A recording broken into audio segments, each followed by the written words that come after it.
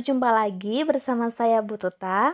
Dalam video ini saya akan menjelaskan materi struktur kalimat. Nah, apa saja yang perlu kita pelajari? Yang pertama ada kelas kata, ada frasa, ada klausa, konjungsi, pola kalimat, dan kalimat. Baik, yang pertama kita akan belajar tentang kelas kata. Kelas kata atau golongan kata yang akan kita pelajari kali ini ada 3.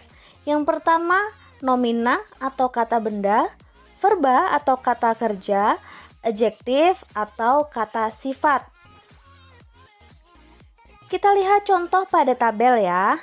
Yang pertama, kata dasarnya masuk, jenisnya verba. Ketika mendapat imbuhan ter, maka jenisnya tetap verba. Kemudian ketika mendapat imbuhan pean, maka jenisnya berubah menjadi nomina. Contoh selanjutnya, kata dasarnya hasil, jenisnya nomina.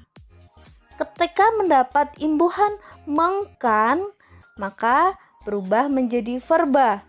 Tetapi ketika mendapat imbuhan kean, maka jenisnya tetap nomina.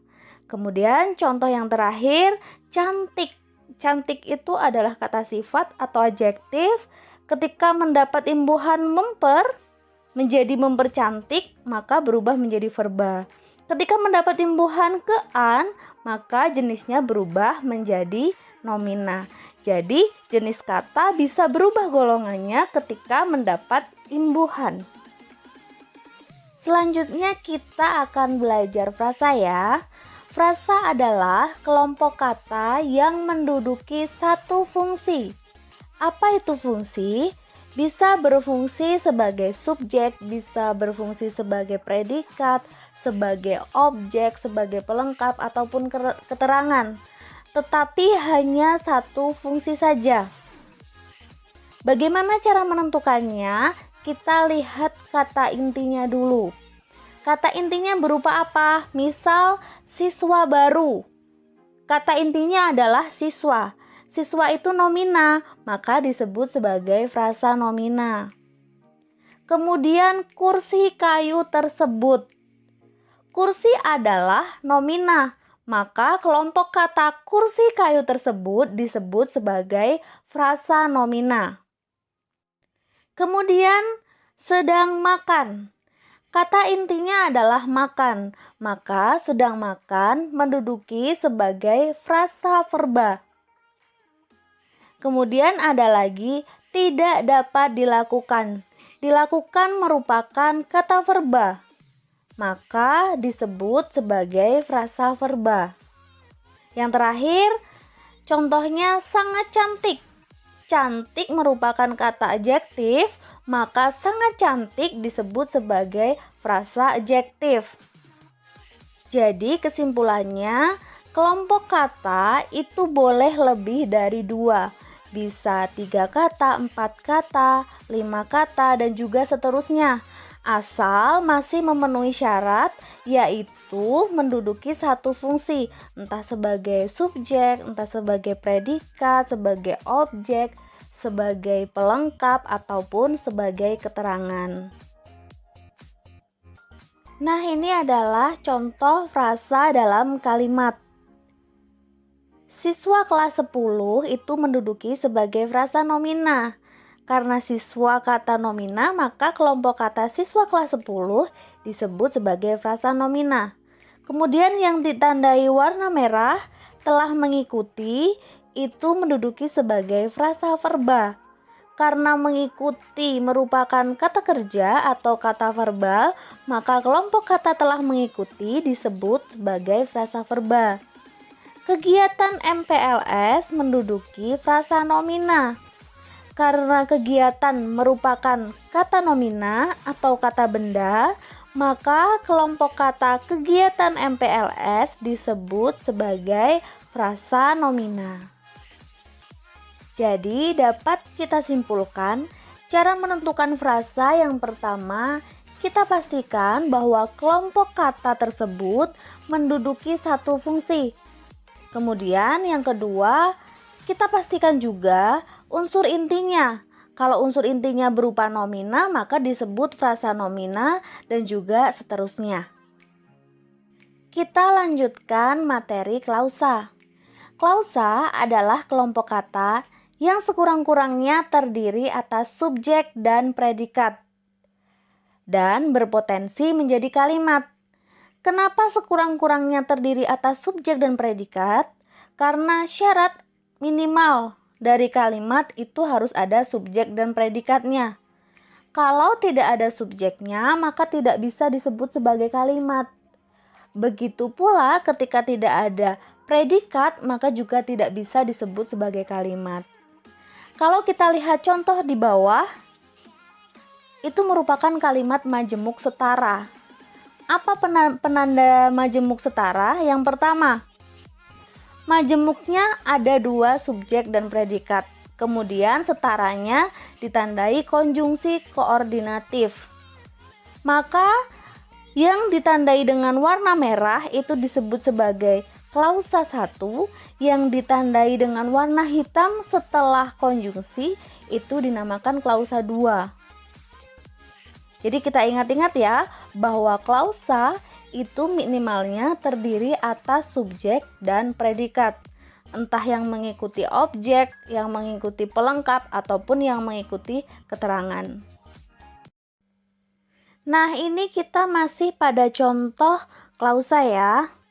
Ada kalimat yang berbunyi, Alvin membawa pulpen, buku tulis, dan laptop ke depan kelas.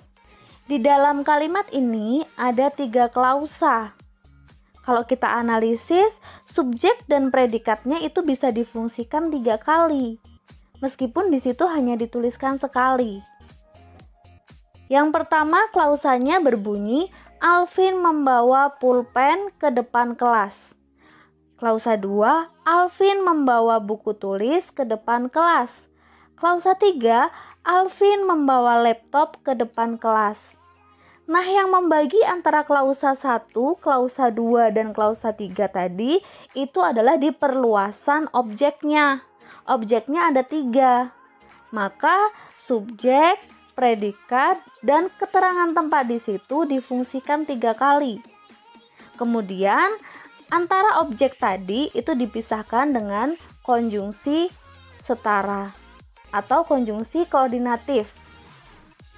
Nah, jadi dapat kita simpulkan kalau klausa dalam kalimat itu tidak hanya 2, bisa 3, bisa 4, bisa 5, dan seterusnya, tergantung jenis perluasannya.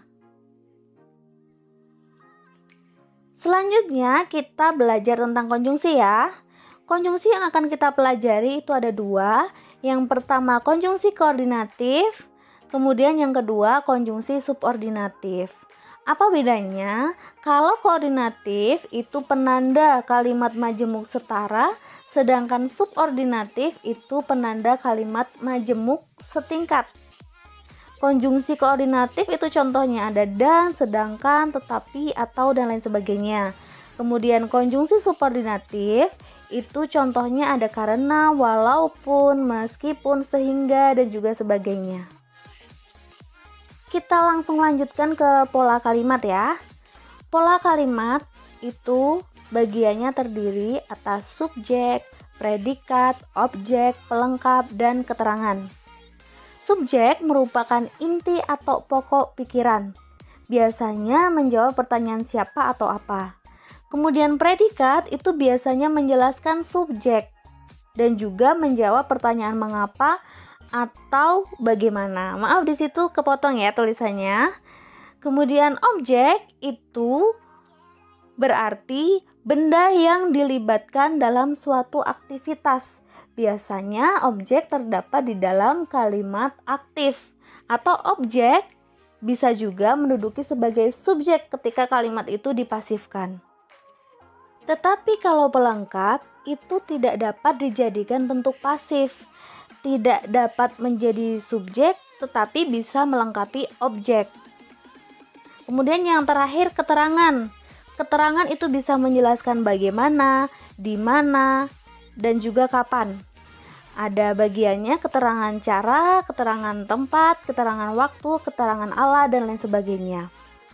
Nah, pola-pola di bawah di dalam kotak hijau itu merupakan pola-pola kalimat simpleks atau kalimat sederhana.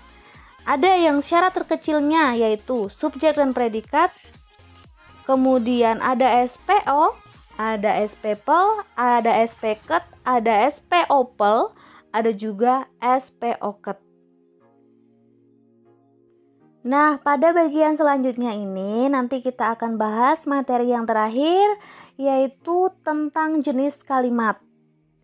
Jenis kalimat ini berdasarkan strukturnya atau berdasarkan pola yang terkandung di dalamnya. Dibagi menjadi dua, yang pertama kalimat simpleks dan yang kedua kalimat majemuk atau disebut sebagai kalimat kompleks. Kalau kalimat simpleks itu tidak ada pembagiannya lagi, tetapi kalau kalimat majemuk itu ada majemuk setara dan juga majemuk bertingkat. Sebetulnya adalah satu lagi yaitu majemuk campuran, campuran antara setara dan juga campuran antara bertingkat. Apa bedanya kalimat simpleks dan kalimat kompleks atau kalimat majemuk? Kalau kalimat simpleks itu dibentuk oleh sebuah klausa atau terdiri atas subjek dan predikatnya hanya satu. Tetapi kalau kalimat majemuk itu subjek dan predikatnya lebih dari satu, bisa dua, bisa tiga, bisa empat, dan seterusnya. Kemudian, apa bedanya kalimat majemuk setara dan juga majemuk bertingkat? Kalau kalimat majemuk setara itu konjungsinya koordinatif, kalau kalimat majemuk bertingkat itu konjungsinya subordinatif. Jadi yang membedakan kalimat majemuk setara dan kalimat majemuk bertingkat itu hanya bagian konjungsinya saja. Lalu bagaimana dengan kalimat majemuk campuran? Kalau kalimat majemuk campuran itu subjek dan predikatnya sudah pasti lebih dari satu, bisa dua, bisa tiga, bisa empat, dan seterusnya. Yang kedua, konjungsi pemisah antar klausanya itu ada konjungsi koordinatif, tetapi ada juga konjungsi subordinatif, maka disebut sebagai kalimat majemuk campuran. Kita ke contoh ya. Yang pertama ada contoh kalimat simpleks. Ada dua contoh kalimat. Tanaman anggrek memiliki beberapa manfaat. Karena di situ subjek dan predikatnya hanya satu, maka disebut kalimat simpleks. Contoh yang kedua, mereka beradu argumen. Subjek dan predikatnya hanya satu, maka disebut kalimat simpleks. Lalu kenapa di kalimat yang pertama objek dan di kalimat yang kedua itu pelengkap setelah predikatnya? Apa bedanya? Kita lihat contoh berikut ini. Kalimat yang pertama, Andra menulis puisi, merupakan kalimat aktif karena predikatnya diikuti oleh objek. Predikat apa saja yang bisa diikuti objek, yaitu predikat yang bisa dipasifkan. Contohnya pasangan me dan di. Kalau me itu aktif, di itu pasif. Maka di dalam kalimat satu ini bisa dipasifkan. Andra menulis puisi bisa dipasifkan menjadi puisi ditulis Andra.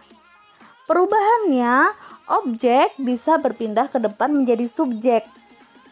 Tetapi subjek berpindah ke belakang, itu kedudukannya berubah menjadi pelengkap karena sudah berbentuk pasif.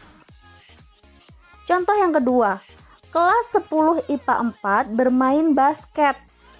Karena basket bermain 10 IPA 4 itu tidak bisa, maka basket kedudukannya sebagai pelengkap. Dia tidak bisa dipasifkan. Contoh kalimat simpleks yang terakhir. Gamelan adalah kesenian tradisional. Kata adalah itu adalah kata definisi. Setiap kata definisi dalam kalimat itu kedudukannya sebagai predikat. Maka karena kalimat itu tidak bisa dipasifkan, sudah otomatis belakang predikat menjadi pelengkap. Jadi yang membedakan objek dan membedakan pelengkap itu kalau objek digunakan dalam kalimat aktif, tetapi kalau pelengkap digunakan dalam kalimat pasif.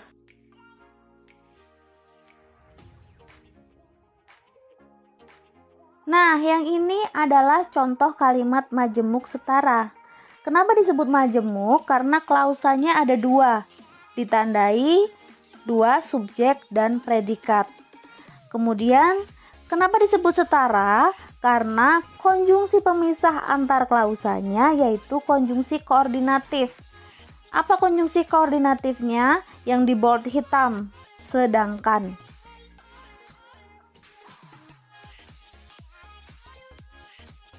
Selanjutnya ini contoh kalimat majemuk bertingkat.